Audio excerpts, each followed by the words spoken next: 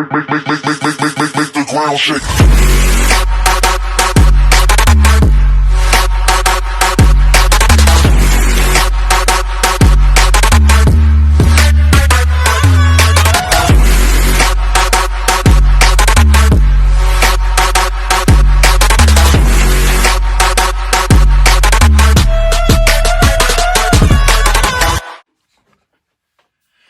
Hello, ladies and gentlemen. Welcome to the Game Hub. I'm your host, GamerK, and it is officially Villain Month! It's good to be bad. That's basically... And every month, and every October in the Game Hub, it is Villain Month. Why? Because I love villains, I love creepy villains, I love psychotic villains, I love smart villains, and I immensely love Disney villains. And for the first video of the month, we will be looking at another GamerK's Villainous guide of Maleficent's deck and strategies. So, she is from the Villainous, The Worst Takes It All. So, and as always, all of my Villainous review guides will be done on my beautiful and amazing Persona 5 game mat. And look at that. That is amazing artwork. That is amazing work. So, a couple things. One thing I want to get out of the way before, because I remembered in my basics guide that there was something I forgot to explain. So, when I was talking about when you fate a character, when you fate a player, that the fate card goes on top of the board. So whenever there's a card, hang on, let me zoom in there for posterity. Oh, I can zoom in now with this new camera during video. That's awesome. So as you can see, there are symbols on the top of the board.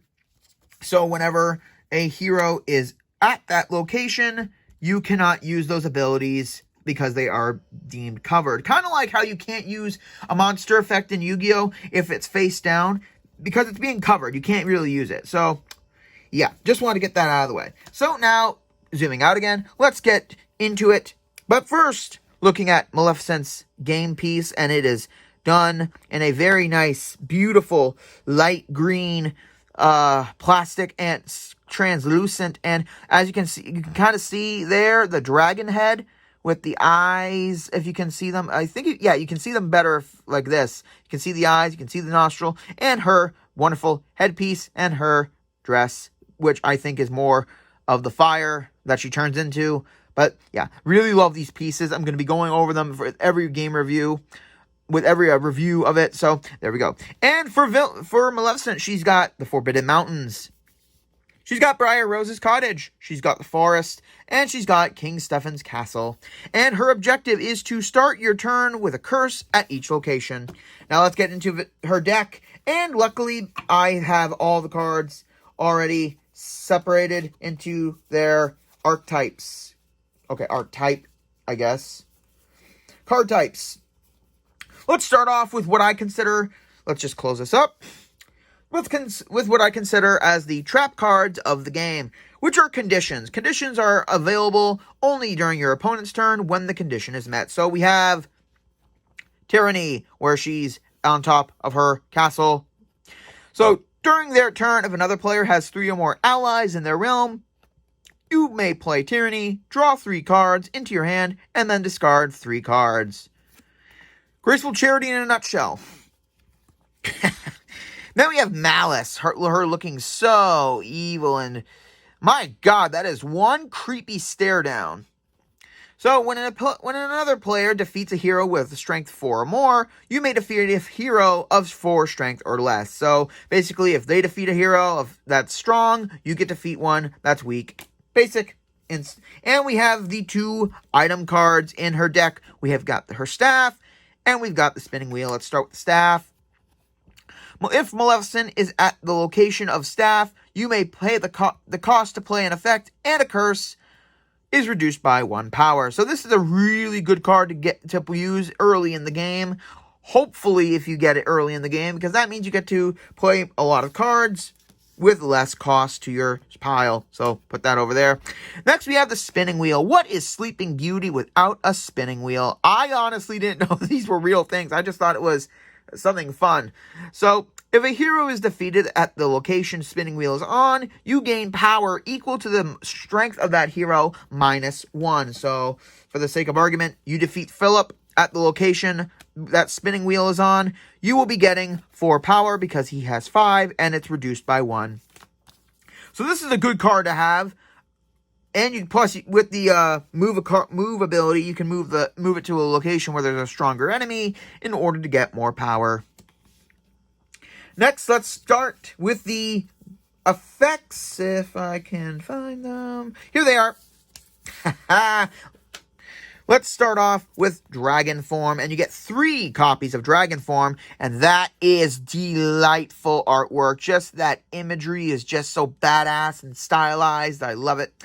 Defeat a hero with 3 strength or less, and then after you play this card, if you are fated by your next turn, you gain 3 extra power. So it lets you defeat heroes, and it gives you power if anyone is foolish enough to fate you. So make sure you are fateable when you play this card. And then we have 3 copies of Vanish, which look at that artwork. Look at that artwork. That is a glorious image. On your next turn, Maleficent does not have to move to a new location. So this is a good location if you have a curse that will be destroyed if you are at that location. So this lets you stay at a certain location for the time being. Also, forgot to look at the artwork on the back of Maleficent's cards. Like, look at that. This is some beautiful artwork in every single deck of cards, and I'm going to be talking about them. So we got Maleficent's headpiece, we've got her staff, we got the briars on both sides, we got the beautiful, nice, stylized dragon head with 2 skulls, I think, for some reason. Skulls weren't really in Beauty and the Beast, Sleeping Beauty, but okay. We got the flames, and we've got Diablo there. Nice bird. I'm going to bring that up once I get to it. So, there's Vanish. And now let's go through Maleficent's allies in the game, which I'm gonna say something. For those of you who played Kingdom Hearts Birth by Sleep and at Maleficent's realm, when you were fighting the goons, yeah, they're actually called goons. They don't have names or anything. I mean, look at this. Savage Goon. He costs more, and he's got the highest strength, and he's got no abilities, so he's basically just a brute. He's basically Pirate Brute, but just in pig form. Like, look at this. They're called goons. So you get 3 of him, because more is more. And then we have the weaker one, a Cackling Goon. Like, look at this. He looks like the imp from Black Cauldron for some reason. I don't know. And you get 3 of him. So, Cackling Goon, when a Cackling Goon, they get +1 strength for every hero at their location. So, you're going to want to put this guy at a location where if someone's stockpiling heroes. Well, looks like the Black Cauldron wasn't... Oh, wait, was this before or after the Black Cauldron? Either or, he got a better gig working for Maleficent. And then we have the Sinister Goon, which looks kind of like an aardvark alligator thing. I'm not really sure, but here's Sinister Goon. He costs a little less, but he has big strength, and he gets +1 strength for every curse at his location, if there is a curse at his location. So he'll be at 4 strength if there is a curse at the location. So there we go with the goons, and we have, for some reason, they called him Raven. That's so Raven, it's so mysterious to me. I'm sorry, I couldn't resist. For those of you who know the joke, I know how old you are. So Raven, he should be called Diablo because that's his actual name. Before Maleficent moves, you may move Raven to any location and perform 1 available action at the new location, except for Fate. So if before Maleficent moves, you may move Raven from the Briar Rose, from the cottage to the forest, and you can gain 3 power, or play a card, or discard a card, or pretty much everything but Fate. You can do everything but Fate. So now let's get into the star of Maleficent's win strategy. I think she's one of the only characters in this set to have her own unique kind of cards, which are her curses. And you need to have 1 curse at each location at the start of your turn to win the game. And yeah, there's only 3 curses, so you have to double down at least on 1 curse. So let's get down to the curses. Let's start with the one that made the movie such a success, is Dreamless Sleep. And that is beautiful artwork of her sleeping there. I swear, I hope my girlfriend sleeps like this peacefully in the future. Okay, she's not going to. Dreamless Sleep. Heroes at this location get -2 strength and discard this curse when an ally is played. So if you have Dreamless Sleep at Briar Rose's cottage and you're stupid enough to play Raven there, the curse will be destroyed. So that's one thing I like about the curses. They have a lot of positive effects, but they also have negative effects depending on what happens to them. So make sure, and you only get 2 of these, so be mindful. Then we've got Green Fire, which is, again, very beautiful artwork right there of Maleficent's dragon form just in the shadows, breathing the green fire. It's among the briars. That is just beautiful artwork. That's beautiful. Heroes cannot be played at this location. Discard the curse if Maleficent moves to this location. So you can prevent heroes from being at this location, but you can't go there. So double upping on Green Fire is a bad idea because it very limits what you can do. So have 1 Green Fire on the board. That's just my opinion for how I would play. Next, and finally, we've got Forest of Thorns, which that is nicely done. That just the castle with all the dark briars there. Heroes must have strength of 4 or more to be played to this location. Discard this curse when a hero is played at this location.